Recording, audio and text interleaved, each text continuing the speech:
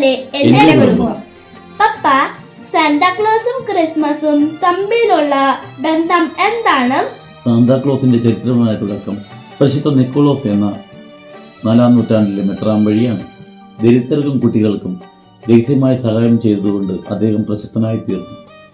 യേശുവിന്റെ ജന്മം ഓർക്കുന്ന ഈ ക്രിസ്മസിൽ നാം ഓരോരുത്തരും നിസ്വാർത്ഥമായ സേവനം ചെയ്യുവാൻ സാന്താക്ലോസ് നമ്മെ ഓർമ്മപ്പെടുത്തുന്നു. കുഞ്ഞാറ്റെ, ദൈവം തന്റെ പുത്രനെ ലോകത്തിന് സമ്മാനമായി നൽകി. യേശുവിന്റെ സ്നേഹം പോലെ സ്നേഹം പ്രവൃത്തിയിലൂടെ പ്രകടമാകണം എന്ന സന്ദേശമാണ് ക്രിസ്മസ് നമുക്ക് നൽകുന്നത്.